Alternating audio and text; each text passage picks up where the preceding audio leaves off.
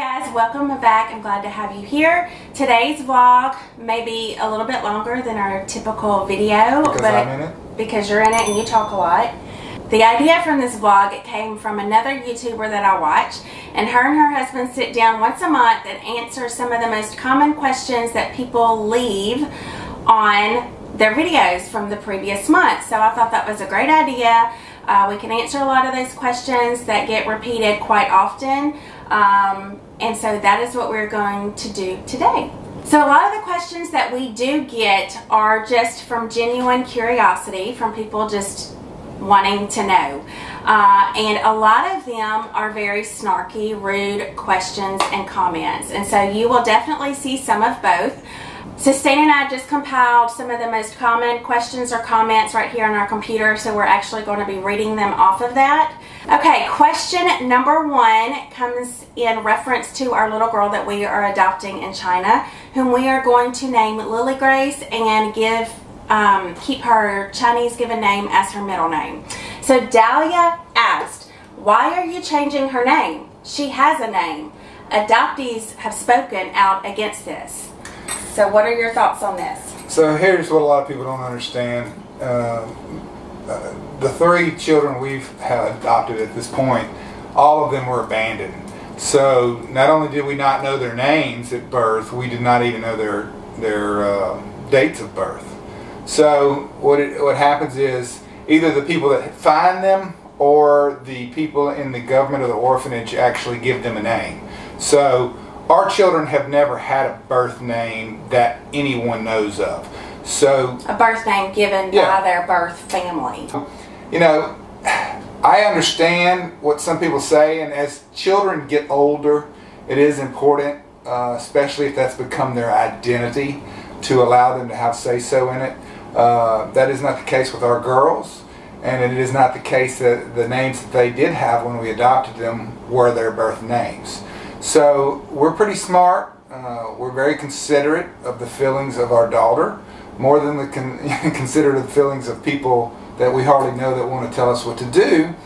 But that's what we decided to do, and we think it's the wise decision. There are a lot of adults who come to this country, and they even change their names depending on which country or culture they come from, because their names are harder to pronounce in English. And so it just makes it easier on their life. So we've taken all these things into account, and that's why we came up with the decisions we did to change their first names and leave their given names as the middle name. Yeah. So this is definitely an individualized decision that each family has to make based off of the child that they are bringing into their family. And there are so many factors that go into it. So this is not just across the board, you should never change an adoptee's name, or you should change their name. It's an individualized basis, and trust me, Stan and I take great thought into every decision that we make within our family. We do it with the best interest at heart for our daughters, for our kids, and for our family. And opinions of said strangers who come onto YouTube or social media platforms and start spewing how we should kind of maneuver through our life have no value in our decision-making process. So it's very interesting. While Stan came back and responded very respectfully,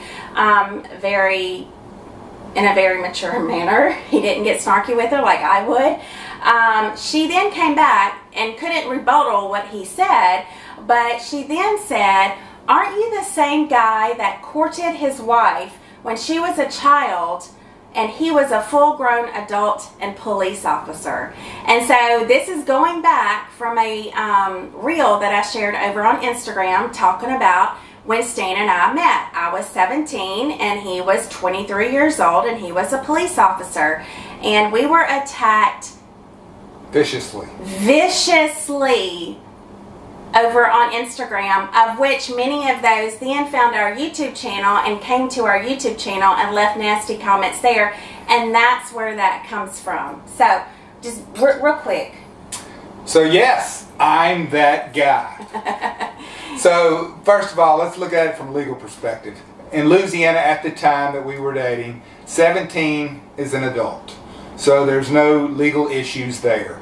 Morally, no issues there. I think a lot of people, when they see age differences in a 23 and a 17-year-old, which is not that big of a deal, they always go to their perspective. And their perspective is usually, oh my gosh, a 23-year-old's taking advantage of a 17-year-old and they're having sex. Well, we live a different life. We live a Christian life. We try to follow the Bible. And so in doing that, we did not have sex before marriage with each other. So from 17 to when we married when she was 20 and I was 26, there was no sex. It was just a relationship, getting to know one another. And if someone has a problem with that, why would you continue watching our channel? I think a lot of it comes down to there's a lot of people out in the world today with no purpose. A lot of people call them keyboard warriors. They get on the internet and they just want to scream and yell at people, accuse people of things that they wouldn't accuse people of in person. Yeah. And they do it because they feel like they have no purpose and they want to be saviors. So, you know, people are going to attack us. We do delete a lot of things on YouTube that you do not see. But every once in a while, we will choose to answer questions like that. Yeah. So they said that he groomed me. So Groomed her. We had to look that up at first. Yeah, we didn't so know what that meant. he's groomed me for 23 years, and I'm just so beaten down. He has beaten me down so much that I don't even realize that I've been groomed, and I am groomed, Yeah. and he's still grooming me. Yeah. So, well, you're 23 years, and I mean, look at her. yeah. I mean, I've made her. You've done a good job. Okay, here we go. Next question. Stan, what is the question? Let me do this. Stan, what is the question? So the question is, no. So Veronica asked, in reference to a video where Ashley was raising funds for Eagle's Wings, said, if you don't have money behind you, how on earth do you provide for all these children and for the extra special needs? Are you a charity? I think she was specifically speaking toward us raising funds for Eagle's Wings, which was not for us. I think a lot of people do not understand. We do not raise money to raise our children. We decide before we ever adopt, can we afford to add another child to our family? And if we can, we do. No money we have ever raised has gone toward our family specifically in the raising of our children. Any money we raise is either for a third party, or the 3 times that we've raised money for ourselves, it had to do with adoption fees, adoption cost.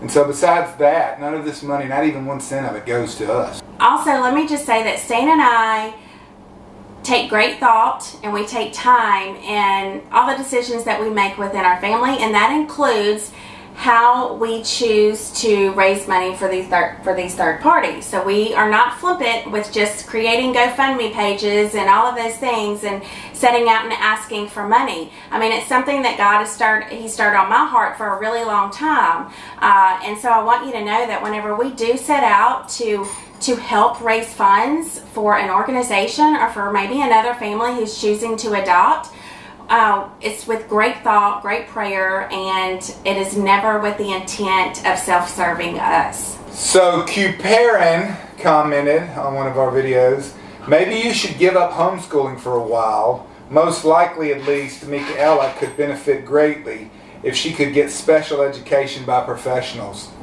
by people that actually know what they're doing. I know, I clearly don't know what I'm doing at all. It's interesting to me, and while she may have been very well-meaning and genuine in her thought process, I get it and I understand it, because Mika does have special needs, she's nonverbal, and all of those things. But like the video that she commented on had nothing to do with Mika or homeschooling or her education or anything of that nature. So it just threw me off that she kind of, you know, that this is the comment that she left on that particular video. But I get it. We've homeschooled. I've homeschooled since our first one entered kindergarten, and Addison is now 21 years old. So how many years have I homeschooled? I think you've homeschooled for 17 years. 17, 18 years. While yes, there are things that I could improve upon within our homeschooling efforts and all of that, I mean, that's just... More principal-teacher conferences. More principal-teacher conferences. Oh, okay. Yeah, that's what I was looking for. I feel very confident in the direction in which we are schooling Mikaela. Last year, we started kind of like a pre-K kindergarten curriculum, of which I just put it together myself, again, because I've been doing this for 18 years. I know which curriculums I like, which workbooks I like, and all of those types of things. And y'all, she did so well. Like, just her ability to retain knowledge, to understand what I'm saying, her cognitive abilities, her skills, like everything has improved dramatically. So while sure, I could gain a lot of knowledge, I could gain a lot of wisdom from professionals that are in the school system, that work with nonverbal kids, that work with special needs kids day in and day out, absolutely. But if what we're doing is working and she's progressing day to day to day, month to month, then why would I change that? You have to remember, we have friends that are in special education. They help us already here at home. But, you know, you don't hear about all those things on this channel because we don't have time to put everything in video. So you're just getting a small snippet. So, you know, before you ask questions like that, sometimes maybe you should just ask, hey, do you have anybody to help you in this area? Yeah. So Debbie said, may I know why Izzy keeps moving her hands? I am new to your channel and I saw love around your family. God bless you all. Yeah, so I'm sure if you've seen any videos of Izzy, her hands and her feet are constantly moving and grooving. And it's called stimming. And while I don't completely understand it all, it is technically, it's just a repetitive behavior that usually comes with kids being autistic. But just because you stim doesn't mean you're autistic either. But that's essentially what it is. In simple terms, I read this one time and I hope that this is correct, but it makes sense to me. So a lot of the stimming comes from them not knowing how to express their emotion, and that's just kind of how it comes out. So for Isabel, when she gets tired or mad, or you take her passive from her, her form of stimming is hitting. She's going to start hitting herself because she's mad. But when she's happy and she's content and she's feeling good like she has been for the last few months, I mean, her stimming is almost out of control because I feel like she's just in a good place and her body just doesn't know what to do with it. And so to me, that just makes a lot of sense. It's just their emotions, what they're feeling, how their body's feeling. They don't know how to they don't know how to deal with it, and so it comes out in stimming. And there are so many wide ranges of stimming. Some people have like noise stimming where they'll sit there and hum or something like that. And then, I mean, then you've got Izzy, who her whole body, you know, is constantly stimming and dancing. And so that is why you see Isabel's hands and feet flapping around all the time. Next question is from Anne Marie, and she asked, do you mind me asking why Mika can't speak? Is it possible for her to speak in the future? Love from the UK. And before you answer this, let me just say that we welcome any and all questions. It never offends us for people to ask about our girls' challenges or special needs or how we do things if they're asked with genuine kindness. Good. So as far as Mika goes, she has bilateral perisylvian syndrome. It's a neurological condition which affects her jaw, her tongue, and her throat. Most of y'all don't see the throat issue as much. You see the jaw and the tongue. But the tongue issue is what causes, it's a semi-paralysis of the tongue, and it's hard for her to communicate. She has the ability, her vocal cords are good. She can make noise. So she has been in speech therapy since she's come home. It's going to be a long road. So let's say it. We're trying to say pop. Do it again. Pop. Yes! Do it again. Pop. Yes! That's so good! Okay. Show me the picture. Okay, this is a... That's it. Tell me again one more time. This is a... That's it. Do we think she will speak one day? Yes. That's our hope. And it's a great hope. But if she doesn't, that's okay too. But we're just taking it a day at a time, and we don't really plan ahead. We didn't, like Ashley has said before, we don't have these expectations we need met. We just meet the girls where they are. Fiona asked, and this is in reference to Isabel always needing her blanket. It says, why do you need to take the blanket away? My daughter is autistic and loves her weighted blanket. Why does it need to be taken away if it comforts her? So that is a great question. So let me just say that we have not had Isabel tested for autism. We have some very, very close, trusted friends that are actually psychologists, and they do these things. And based on Isabel's challenges that she has, based on her past, based on the 5.5 years of her life that she lived in the orphanage, and her behaviors, it would be very unfair to kind of ignore all of that and just look at her behaviors that she has currently and label her as autistic, because she has so many other things that are factoring into why she has the behaviors that she does. So she does not have a professional diagnosis of being autistic. We do believe she has a lot of symptoms of autism, and so that is why we speak a lot about it, but I just wanted to kind of clear that up. Why do we want to take the blanket away? Well, she's been in this season of needing this blanket for, I think, 4 to 5 months, and it restricts her from being mobile. When she's very dependent on these things, she will not get down on the floor and explore. She will not entertain sitting in a high chair. She just becomes very dependent, where she is not willing to entertain anything else. So while we do meet her where she's at, and we understand that she has a lot of sensory challenges that need to be met, we want to meet those needs, but we also don't want to make her codependent on something that is going to slow down her mobility and slow down her progress. So that is why we're trying to work towards helping her become more comfortable and not needing that blanket. And once we master that, then we will tackle the pacifier. If you saw our last vlog, I'll put a tag here. It was all the ways that Izzy likes to explore and all the different toys and random things that she loves to entertain, which we just think is so precious. So Cherry said, I really like that you allow her to explore different things and textures when you're in public and aren't worried that you'd attract attention. That's fantastic. Some people would be self-conscious. I mean, Isabel is different and she stands out, but we love it. What do you think? Yeah, I do too. I mean, first of all, you can't be worried about what other people are going to think. Izzy is special. And while we would like these things to be corrected, so as to help her better live her life, they don't bother us. And it doesn't really bother us when other people notice them or even ask. I've said it before and I'll say it again. If you or your children are in public and you see a child like Izzy, you know, and your child's curious and says, Mom, what's wrong with that little girl? Don't tell your kid to, you know, be quiet and don't ask that. That's mean. Explain to your kid, well, you know, she has challenges. And I can tell you that when we hear that, we are very quick to speak to their child and say, hey, this is what's wrong with her.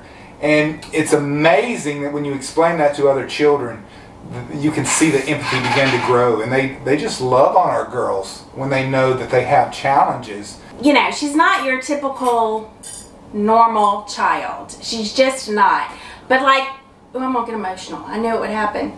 But we almost want to bring, I almost want to bring some normalcy to seeing people in a different way. Like, I almost want to bring some normalcy to a kid who is really standing out from everyone else in the class and not looking at them with like, oh, what's going on? I'm scared to go talk to that child, or I'm scared of like, why are they doing that? Why is she hitting herself? Like, we want to just kind of make it, just normalize it. Does that even make sense? Well, it's bringing awareness to other people of what's going on. Yeah.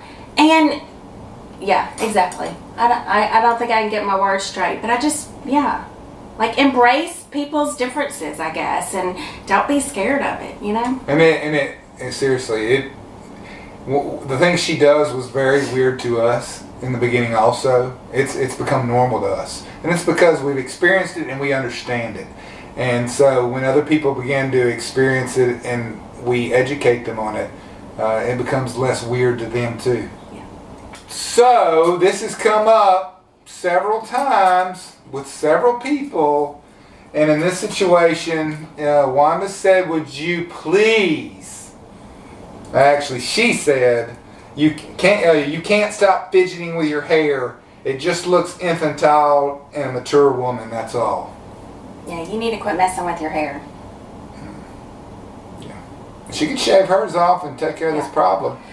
No, I have had multiple comments of people commenting about how I kind of like fidget with my hair, especially my bangs. If they start getting too long, I'm pushing them out of my face. And, you know, I get it, y'all. Like, there's one YouTuber that I love. I love everything that her family stands for, but she fidgets with her hair a lot. And in my mind, I'm like, Lord, quit fidgeting with your hair. But I would never go on her channel and tell her to stop fidgeting with her hair and then call her, what did she say? It was infantile. Like, I don't understand it. I don't understand it. So yes, y'all, we all have our tics, and I want you to try to get in front of a camera and looking at yourself and talking to a camera and see if you don't pick up some little like nervous tics just to kind of like distract your mind from like you're just sitting here talking to a camera. Okay? So well, for me the thing is, with the seriousness, in my opinion, of what we talk about on the channel, which is the girls, why would that be what you question or comment on? Yeah. I don't understand that. Like, let's talk about something else, you know. That it'd be like somebody, you know, saying, oh, why do you shave your head? It shines, you know. And y'all, YouTube is huge. Like, if I bother you that much, or if someone bothers you that much, don't leave a snarky comment. Just unsubscribe and, like, move on to someone else that doesn't get on your nerves. And we're not being mean about it. It's just true.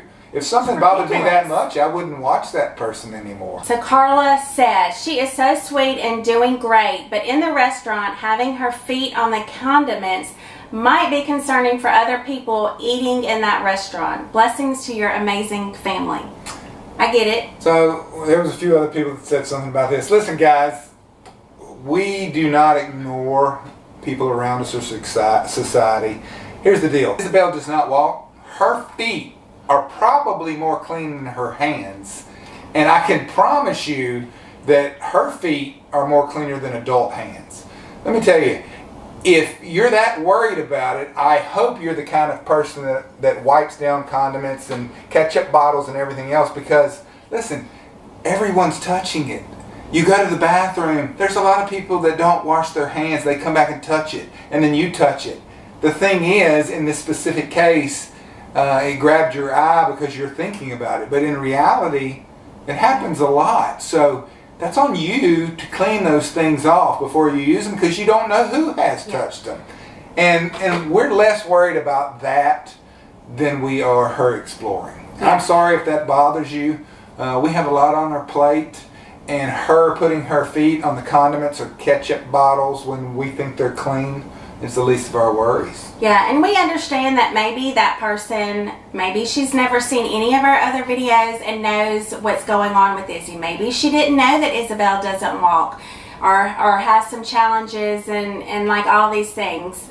I get it, and we're going to give them the benefit of the doubt, but like, why comment? Like, why does it matter? I guess I'm just like blown away at the nitpicky things that people see and point out, when the whole video was, like you said, about the bigger thing in life, like something that's so much more impactful than me fidgeting with my hair or my daughter's feet on the table. So I guess I just need people to think twice before they comment. Yeah, and we try to recognize the fact that just like we understand that most people haven't seen all of our videos, so they don't understand what we know. Yeah. You know, they have to understand the same thing. We don't know. Y'all don't know what we know. Yeah, and we don't know where you're coming from because we don't know. Maybe it's your first video. Maybe it's your second. All of us need to be a little more slow to judge things and comment until we get all the facts. So this is a great question that we get asked all the time, why are you adopting internationally when there are kids here in the United States who need adopting as well? And I'm going to try to be very short and concise with this. For us, initially with the first 2 adoptions, God called us to where we went, to our girls. So that's where we're going to go. We're always going to go with where God tells us to go. And for us, the reason is we know statistically in the United States of America, we don't have orphanages anymore. We have foster care, which, while it's still not the prime way we want to have children living, it is better than having them in institutions. And so in America, there's 400,000 kids that are, approximately every year in foster care. About 100,000 of those are available for adoption. And every year in the United States, domestically, 130,000 children are adopted, around that figure. I think this year it was a little less. I think it was 110,000. Internationally, I think it was 3,000. And there are like 7 million kids in institutions around the world. And these institutions, many of them are very, very unhealthy. Some of them are very abusive. And so we've been there. We've been to these orphanages throughout our life on mission trips. And so for us, we feel that's where we should go. And that's where we can have the most effect. And in the same way, when people adopt domestically, we do not go to them and say, what are you doing? Why aren't you not going international where there's more of a need? That's not really our business. We're happy no matter where a child is who is an orphan, that they have somebody coming for them, whether it be international or whether it be domestic. At the end of the day, an orphan needs a family. It doesn't matter if they're in your hometown or across the world in Africa. If they need a family, they deserve a family. And if someone is going to pursue that child, it shouldn't be any concern to you why, where, when, and how. You should just be rooting them on because they're the ones who said yes, and they're the ones who are about to embark upon a journey that is extremely difficult and challenging, yet so rewarding. This again is a comment that we have received multiple times. Aussie said, have you ever thought about the fact that putting your kids on YouTube and discussing their most personal information like diaper issues for the world to see and to earn money from this is actually exploitive? Kids cannot give informed consent to appear online. Perhaps special needs kids, even as adults, could never consent. So, I get sick and tired of hearing people say things like this. Again, we are the parents. We have wisdom. We make the decisions. That's about as simple as it gets. And we want to protect our children way more than a complete stranger. Exactly. So listen, there are a lot of things we do not put on this channel for that very reason. Especially with some of our older kids. Anything that we think would embarrass them or they wouldn't want spoken of, we're not going to speak of it. As far as Mika and Isabel, listen, there's things about Isabel we know that you don't know. And one of those things is Isabel will probably never recognize the fact that we even have a YouTube channel. So I'm sure you haven't thought about that because it's not your kid. But the same way with Mika. Mika loves the camera. Her smile is informed consent. But I hate the word informed consent. Up until about the last 10 to 20 years in this country, we didn't sit there and say, oh my gosh, did you get their informed consent? I mean, did you take pictures of your kids growing up and did you ask their permission every time? Did you ask their permission to hug them? Did you ask their permission to kiss them? Should we do that with our daughters because they can't give informed consent? I mean, it's just getting ridiculous, some of the things that people say. If you want to get informed consent from your kids, get informed consent from your kids. But don't ask me to do things that you do just because you do them. #mate said, and this is in relation to a video Ashley did on the NIM-check protocol. Autism cannot be healed, and it should not be. It's simply being different. There is nothing wrong with being autistic, which having to recover implies. So this goes back to a video I shared a couple months ago about Isabel's progress in starting the NIM-check protocol. So we have never claimed that the NIM-check protocol heals autism, nor is that what we were saying. What we have seen firsthand is the name-check protocol, and this method is very simple, and it helps heal some of the symptoms that can come along with autism, ADHD, ADD, and a lot of wealth of other challenges that adult and kids struggle with. Something that we've seen firsthand that a doctor who specializes in autism has come up with because he's seen results. And now we've seen those results. So we're not saying anything's wrong per se with people with autism.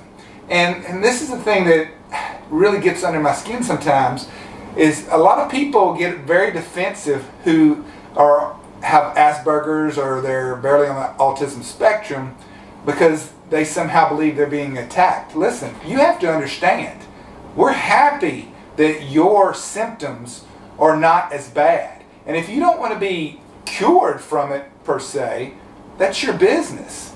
But with our daughter, she has extreme symptoms which cause her not to be able to live her life to the fullest.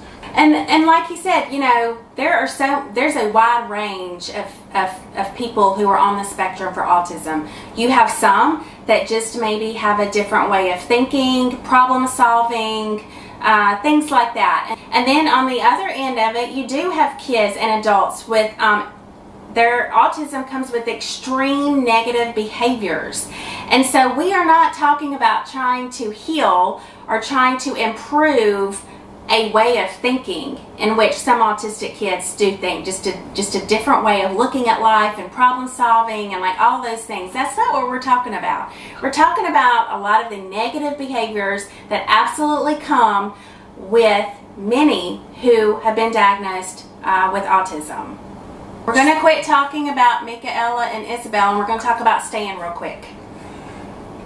So, several women have asked this question, and they've said, why is Stan not in your videos more? Is it because he is so hot that you're scared that we will all be attracted to him and try to steal him away from you? And that's a good question.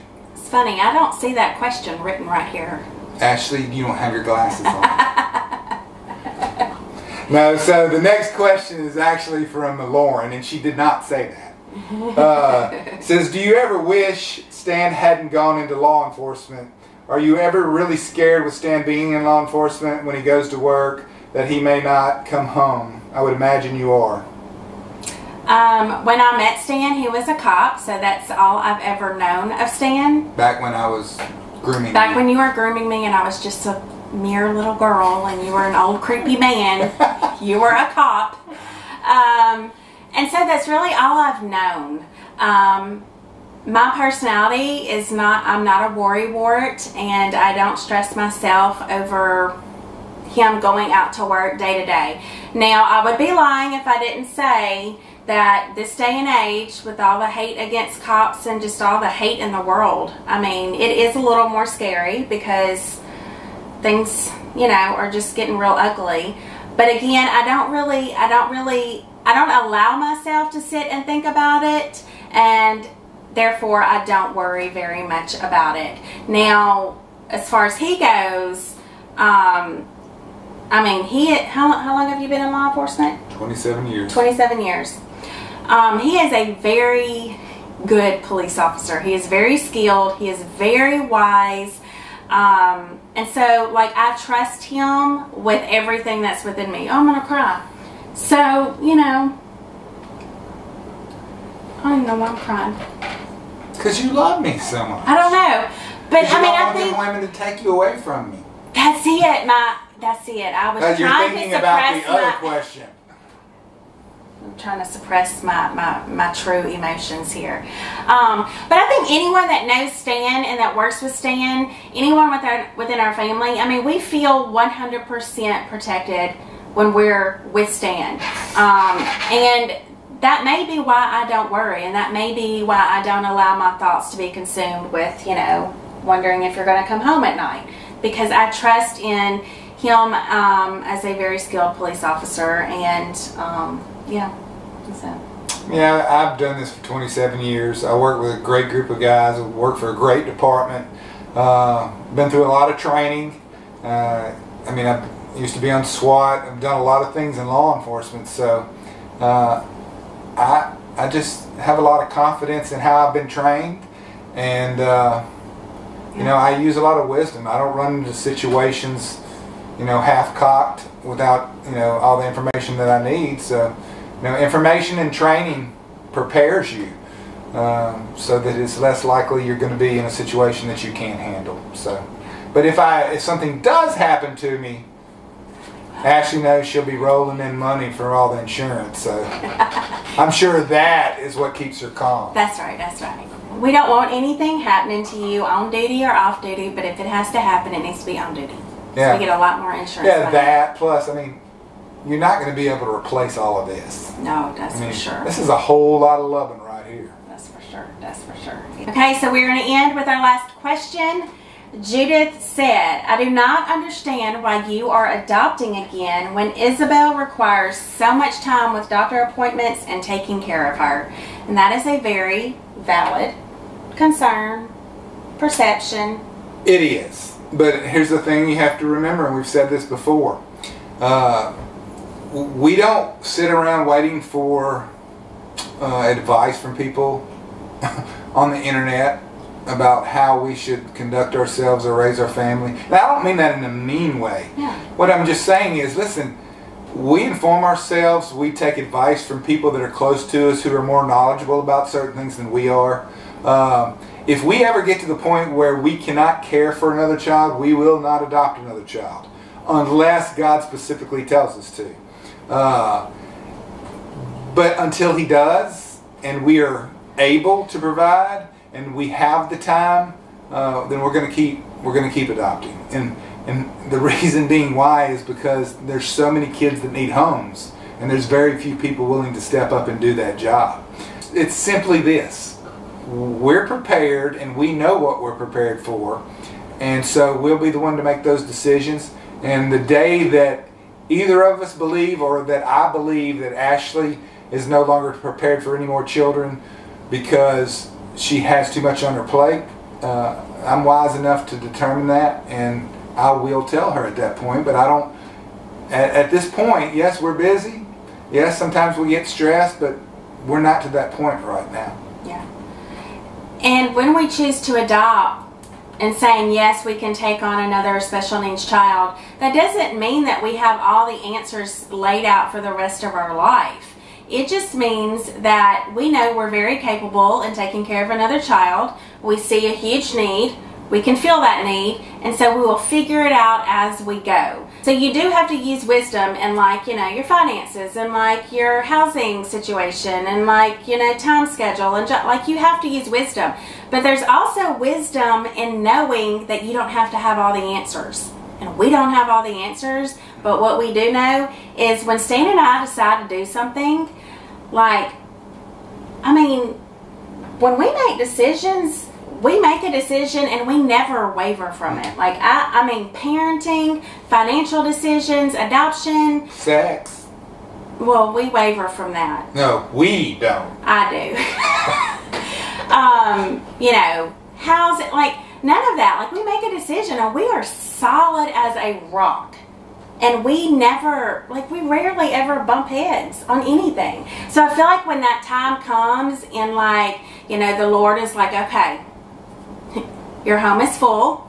You know, we're going to take you now into another season of life that's not going to involve in bringing in any more orphans into your family. Like, I feel like you and I will be on board. Like, I think that we probably wouldn't even have to discuss it. It would just be like, God, and that is part of it, is we both allow God to speak to us, to lead us, to guide us, and typically that is done separately, and then we come together and it's like we're speaking each other's words. So I understand that's not the case for everyone, but that is a blessing, and how the Lord has, like, helped us in our marriage and how we maneuver through all these big decisions, and that is what we rely on. Okay, y'all, we're going to end it here. We have been talking a whole long time. I hope that y'all enjoyed that Q&A session. We are going to do that once a month. So at least once a month you get to see Stan's face on the vlog. I thought it was fun. You liked being with me? I liked being with you. Now I need my space. So I'm going to go to the grocery store and go buy some chicken wings. And then make me cook them. And then I will make you grilled chicken wings. We're going to have Addison and Rainey over tonight to grill some chicken wings.